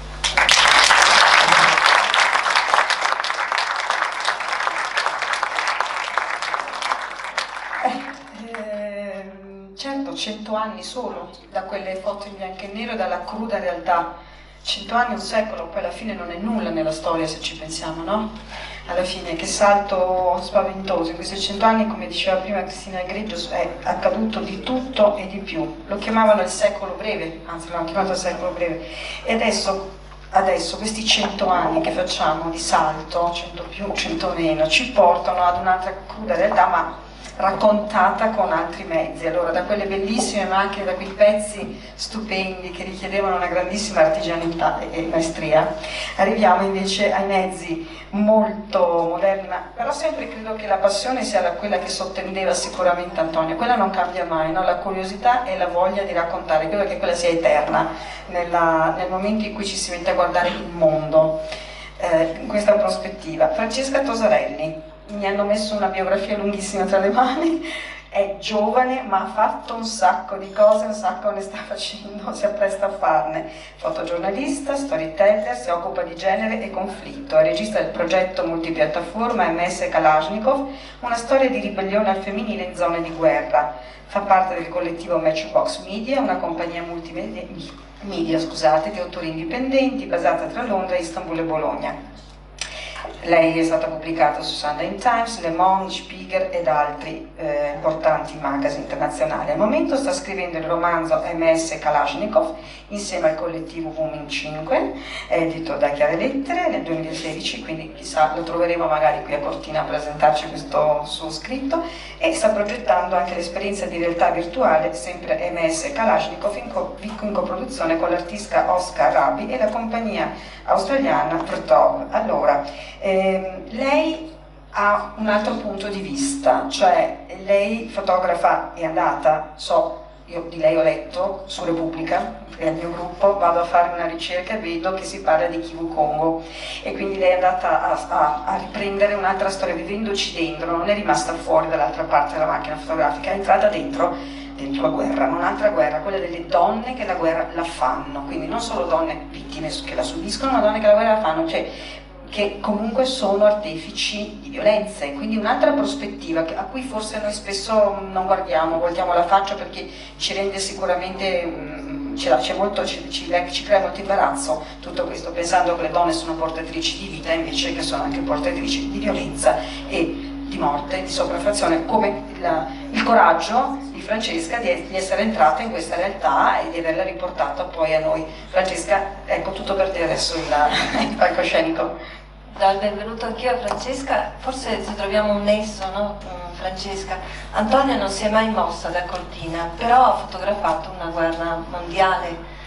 Tu sei una donna del mondo in un momento nel quale c'è la globalizzazione, quindi prova anche tu, dopo che hai sentito la storia di Antonia, a tenere questo filo con il tempo. Entrambe però avete fotografato la guerra, tu la stai fotografando ancora, la guerra da una lente, quindi anche che sentimenti si provano, no, nel fotografare certi momenti. Intanto grazie a tutte e a tutti, grazie per avermi invitata. Ero molto sorpresa all'inizio perché appunto diciamo che mi occupo di storytelling, mi occupo di genere e conflitto, però appunto sicuramente non in maniera tradizionale, non sono una fotografa che si occupa di fronte e di news, e da sempre mi sono occupata di approfondimento. Diciamo che facendo un passo indietro su un po' le esperienze che ho fatto prima di arrivare in Congo, ho fatto un'esperienza molto importante che mi ha segnato con Letizia Battaglia, che è stata appunto una delle nostre fotogiornaliste, che è una figura molto ibrida, una donna sulla quale ho scritto la tesi di laurea, ibrida nel senso che ha lavorato attraverso il fotogiornalismo e poi attivismo politico, per cui è stata una conoscenza importante nella mia formazione. E ho fatto assistenza a sua figlia, un'altra fotografa a contrasto, avevo bisogno di capire velocemente cosa succedeva nel campo, e dopodiché mi sono trasferita a Londra per un periodo e ho cominciato a cercare di capire come funzionava per davvero il settore. E le prime esperienze sono state in realtà fotografiche, di storytelling, di storie molto leggere. Poi nel 2011 sono semplicemente andata a Lampedusa per la prima volta per cercare di scoprire se ero in grado di fare questo lavoro, molto basicamente. Lì c'è stato come dire, naturalmente ho avuto la necessità, il desiderio di spostarmi dagli avvenimenti, quindi da quello che stava avvenendo, per ricercare un punto di vista più intimo e più personale. Questo è un po' il discorso di fondo. Avevo voglia di capire in quel momento lì, ad esempio, qual era il rapporto tra i lampedusani e i tunisini, e varie storie anche di solidarietà che c'erano nell'estate del 2011. Seguì un paio di cugini tunisini da Lampedusa a Nizza. E quindi quello fu un attimo il momento in cui capii, ok, potrei cominciare a definirmi fotogiornalista, giornalista, però in realtà non sono probabilmente brava e capace nella parte più di inchiesta, più di raccolta dati. Probabilmente le mie capacità vanno verso la creazione di relazioni, entrare dentro contesti, starci in punta di piedi, farsi accettare. E quindi questo un po' è stato l'inizio di questo percorso. Diciamo che il problema che ho riscontrato immediatamente sin dall'inizio erano gli spazi su cui si poteva lavorare per l'approfondimento. Negli ultimi anni sono diventati sempre meno, quindi quello che ho riscontrato insieme a tanti colleghi e colleghe è che comunque lo spazio per le news e per la cronaca è stato preservato anche dentro il digitale, dentro il web, mentre invece vanno a restringersi sempre di più gli spazi per l'analisi e per l'approfondimento, che sono poi quelli dove mi ci ritrovo di più. O capire le situazioni. Sì, e soprattutto riuscire a mettere insieme, cioè a partire da delle storie personali. Io questo è quello che sento, quello che mi pare che possa portare un impatto sociale. Cioè il mio vero obiettivo è quello di creare un dibattito culturale. Ecco, la storia, come diceva Cristiana, la prima che possiamo raccontare è quella del Congo, la tua esperienza nel Congo. Hai cercato proprio di guardare anche un'altra lato, no? Da una prospettiva diversa. Certo. Raccontaci questa esperienza. L'idea, la necessità di cercare una ribellione al femminile nacque mentre stavo realizzando un documentario a Capoverde. Ero con la crew di Matchbox Media, che è la mia compagnia, una compagnia multimediale con vari freelance all'interno, e funziona anche fondamentalmente come un think tank su cross media. All'epoca, nel 2012, lavoravamo con crowdfunding, crowdsourcing, e attraverso la nostra piattaforma riuscimmo a raccogliere varie decine di migliaia di euro per realizzare questo documentario che era sulla overfishing, sulla pesca industriale nella West Africa e le conseguenze nell'economia locale del Capoverde. In poche parole, io vivemmo per qualche mese in un villaggetto piccolissimo di pescatori, in una società estremamente patriarcale, estremamente tradizionale. Io lavoravo in questa crew di tutti uomini, italiani, svedesi, capoverdiani, e i personaggi del documentario erano spesso uomini. Ogni momento libero che avevo mi rifugiavo con Gia, questa capoverdiana che poi diventò anche amica. La comunicazione era molto fluida perché io parlo il portoghese e per loro è la loro seconda lingua. E quindi ogni momento libero da lei, le sue amiche, famiglie, eccetera, eccetera. E sperimentai questa esperienza di questa resistenza silenziosa, fondamentalmente, nei confronti di una pesantezza nelle possibilità, nelle libertà e in tutto quanto. Con Gia ci furono delle riflessioni interessantissime, perché lei è una ragazza della mia età che faceva la scavatrice di sabbia, che fondamentalmente questo è quello di cui parla Sandra in questo documentario. ed era molto curiosa, ci fu uno scambio molto interessante dal punto di vista proprio umano. Lì si creò il mio desiderio, la propria necessità di capire se nel contemporaneo, nei conflitti contemporanei, esistessero delle forme di ribellione femminile con una presenza attiva, a parte i gruppi guerriglieri che già conoscevo, storicizzati, le FARC, il KK, eccetera. Quindi tornai in Europa, ci mise un po' di tempo, le prime esperienze di conflitto furono in Libano, al confine, a Tripoli, dove diciamo che il conflitto siriano si stava già facendo sentire nei due quartieri Jabal Mossa e Bab el-Tabane, che riflettevano in qualche modo le divisioni, ma in realtà fu una prima, non era direttamente connesso a questa storia, cioè è stato un percorso abbastanza progressivo. Tornata dal Libano continuavo ad avere questa necessità e cominciai a studiare studi antropologici, quindi i miei approcci di solito sono molto ampi, molto vari, ed è una cosa che mi piace. Di solito nelle discipline molto ristrette faccio fatica a starci e mi piace essere ibridata da tante persone diverse, quindi attraverso un antropologo scoprì che c'erano probabilmente varie figure in alcuni gruppi ribelli in Congo, decisi di andarci e di starci per un po' di tempo in Kivu. Kivu è un anno dell'M23, una donna di grande potere, aveva una laurea fra l'altro in scienze politiche, e mi diceva: guarda, ti sembrerà poco, però lo sai che lei fa il Congo è conosciuto come in assoluto il luogo dove lo stupro è usato come arma di guerra.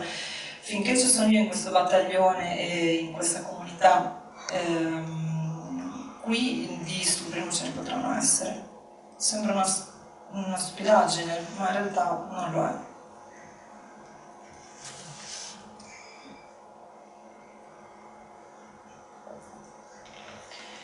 Per cui la cosa interessante è stata, ci ho messo tantissimo per fare questo lavoro, perché non ero accusato da nessuno, cioè, nel senso, chi è che si prende il rischio di finanziare una fotografa sconosciuta, cioè pubblicato su dei magazine, ma comunque, e di commissionarla per stare dei mesi? Non esiste questa cosa, cioè, se sei commissionato qualche giorno, ovviamente non c'è il tempo per fare tutto ciò. Loro qua li vedete, ma sono lontani dai villaggi, bisogna andare per prendere il jeep, pagare un sacco, il driver, il fixer, non parlano inglese o francese, come anche in Ruanda, parlano swahili. Non è facile riuscire ad avere loro da sole, senza i leader militari, senza avere dei momenti di intimità con loro. È una roba lunghissima questa crew comunque costava centinaia e centinaia di dollari ogni giorno che andavo nel terreno, fuori da Goma. L'ho fatto perché era una necessità, e tornata dal Congo avevo capito che questa era una storia che volevo sviluppare a prescindere da quella guerriglia, volevo capire di più sul cambiamento identitario che avviene in guerriglie differenti e a seconda anche di posizioni ideologiche differenti e di conflitti differenti. Quindi quando tornai ci misi 8 mesi per distribuire questo lavoro. Io sono sempre stata indipendente, molto varie, alcune proposte, agenzie più piccole, più grandi, ok, però ho sempre fatto i conti che alla fine mi conveniva rimanere dipendente. Comunque ci misi 8 mesi e è stato venduto quindi a una decina di paesi diversi, dall'Europa, Sud America, Nord America, una quindicina di magazine, una roba incredibile per una persona che lo fa da sola. Questo non per mettere fuoco su di me, ma per mettere fuoco sul tema. Il tema è assolutamente contemporaneo, controverso, e ha scaturito un sacco di interesse. Mi sono arrivate centinaia e centinaia di mail, ho lasciato varie interviste e queste mail appunto erano da chiunque, lettori, cioè poteva essere lettori del Sunday Times, ma potevano essere accademici, filmmaker, scrittori, compresa la nostra. Compresa la vostra. Quello è stato il momento più interessante, è stato il momento nel quale mi sono detto ok, forse non posso continuare a esplorare questo lavoro, questa tematica, soltanto attraverso una verità prettamente fotogiornalistica o prettamente giornalistica. Per cui ad esempio ho avuto alcune proposte di vari scrittori e poi ho iniziato a lavorare con i Wuming, che sicuramente conoscete, specificatamente con Wuming 5, e le proposte stranamente da scrittori differenti, provenienti anche da, come dire, background ideologici completamente differenti, però dal punto di vista letterario è la stessa, cioè partire dalle loro storie e in qualche modo integrarle con il mio percorso di necessità di sviluppare questa, quindi partendo da Capoverde, passando per Libia, arrivando in Congo. Il libro sì, è stato uno strumento di analisi per me, nel senso che sono stata intervistata da uno scrittore, è stata una roba stupenda, perché sei costretto ad analizzare e capire perché fai le cose. Tutto quanto si è impastato nello stesso periodo, non so se possiamo parlare anche del Mali e diciamo, il mio allontanamento dal giornalismo tradizionale. Un po' da una frustrazione, la frustrazione e anche il dubbio che le mie storie attraverso i magazine riuscissero veramente ad avere un impatto sociale, e fra l'altro io non sapevo a chi stavo parlando, perché fondamentalmente io davo pubblicavo un lavoro, una storia, però non sono mai stata in contatto con le persone, quindi non ho mai fatto delle chiacchiere con le persone che hanno veramente sconosciuti. Cioè è facile gli amici che ti dicono Spiegel, vabbè, ma poi c'è qualcuno che veramente si è fatto qualche domanda su quanti cellulari cambia ogni 6 mesi e perché le nostre scelte sono così legate ai conflitti fondamentalmente, quindi anche alla scelta di Fanet, Marie Makelele, Matilde, eccetera. Io mi sento responsabile, per cui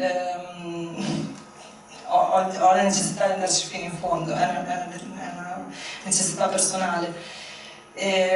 Un altro passaggio che fu appunto, per me fu un punto di non ritorno, fu quando feci un lavoro in Mali, nel nord del Mali, dove seguimmo insieme a un mio caro amico e giornalista Andrea De Giorgio alcune storie. Il nord del Mali, come sapete, è stato occupato da vari gruppi affiliati all'Al-Qaeda per un po' di tempo, dopodiché attraverso l'operazione Serval francese diciamo che i territori sono liberati. Non è assolutamente vero che sono stati liberati, sono liberate soltanto le cittadine, mentre intorno siamo nel deserto, in mezzo a niente.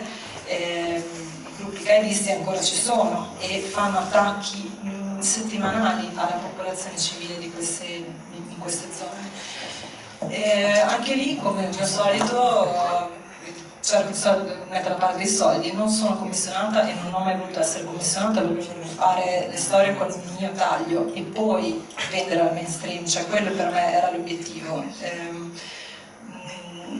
Andai a Bamako, ci rimasi per un po' di tempo e riuscimmo a volare a Gao. Ed era stato parecchio difficile perché Bamako e Gao sono 3 giorni di autobus con un sacco di gruppi criminali in mezzo che ti possono semplicemente fermare e rubare tutto l'equipaggiamento, e tra l'altro al nord comunque anche abbastanza usuale il mercato dei rapimenti.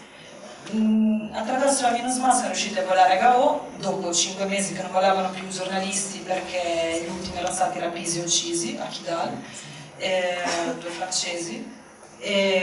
Abbiamo incontrato delle storie incredibili di resistenza al femminile, come la storia di Fifi. Fifi è una ragazza della mia età che proveniente da una ricca famiglia di Bamako, ha 6 sorelle, tutte laureate, lei è laureata in medicina, aveva un buon lavoro in una clinica privata a Bamako. Scoppia la guerra su al nord, lei era nata a Gao, decide di mollare tutto e di divorziarsi e di andare a fare il suo lavoro dove c'era bisogno, cioè nell'unico ospedale della regione di Gao. cioè nella cittadina di Gao. Famiglia impazzita ovviamente, e lei va, si stabilisce e comincia a lavorare in questo ospedale sotto i cadisti, quindi come dire, tosta. Quando siamo arrivati là l'abbiamo seguita, adesso vi faccio vedere la storia. Una donna sola che ha deciso fondamentalmente di continuare a fare il suo lavoro dove credeva che servisse maggiormente. Quando tornai a casa,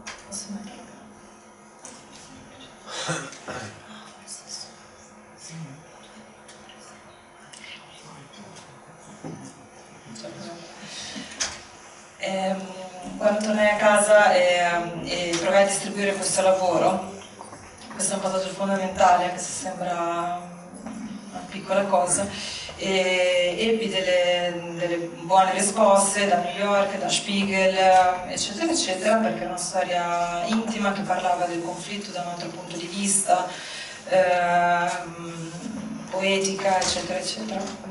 Il problema fu che a quel punto mi dissero: guarda, la storia è perfetta, però primo, dunque adesso c'è ISIS che sta cominciando la sua ascesa, per cui non è il momento giusto, e poi c'è la Coppa del Mondo, per cui no, ne riparliamo fra 6 mesi. Non fosse stato per quello, ero abituata al fatto che non puoi decidere tu esattamente i tempi. Poi mi fecero una proposta economica di 1/5 rispetto a quello che avevano pagato 6 mesi prima, 10 mesi prima, una cosa del genere, e dopodiché ci fu questo interessantissimo scambio con uno degli editor di Spiegel, una persona intelligente con la quale ero in contatto da tempo, e che mi disse: guarda, il punto è che questa storia è interessante, l'angolo è interessante, però non c'è abbastanza sangue, non è evidente il conflitto, non c'è abbastanza, non è abbastanza evidente. E a quel punto mi cominciarono a venire un sacco di dubbi, forse appunto mi sono sentita in quel momento nel posto sbagliato, perché non è possibile fare una competizione dei conflitti a seconda che... Tra l'altro Gao è settimanalmente tempestata da razzi di gruppi affiliati all'Al-Qaeda, semplicemente non è visibile nelle foto, però mi chiedo, siamo sicuri che foto più didascaliche, evidenti e pornografiche fondamentalmente riescono a comunicare di più rispetto a delle foto che cercano di lasciare un piano di riflessione personale, di interpretazione. Io vorrei lasciarvi uno spazio interiore mentre guardate le foto, infatti adesso mi dispiace, sto parlando, però... Quindi questo fu il momento nel quale appunto decisi di esplorare altre forme di narrazione, e da lì in poi ho cominciato con workshop di realtà virtuale e tante altre cose, non sapevo più. Grazie per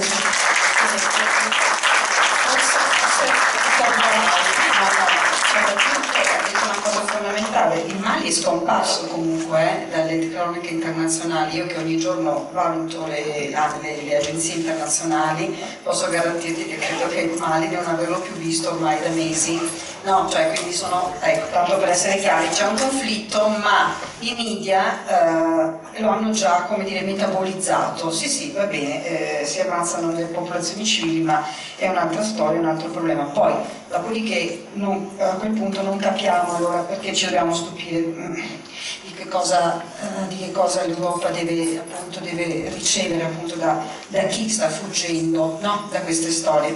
Non lo vogliamo sapere, probabilmente appunto abbiamo metabolizzato, crediamo di averlo digerito, ma poi arrivano queste professioniste della fotografia e ce lo fanno capire. Mentre allora Emanuela Zeritano, bravissima, il suo rigore scientifico mi ha veramente rapito, e Nadia Grillo poi ci rispiega, perché poi ci sono queste spille bellissime che doneranno, te lo spiega Emanuela.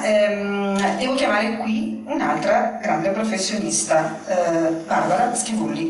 Eccola. Allora, Barbara Schivulli la sua è scrittura. Buonasera Barbara, buonasera.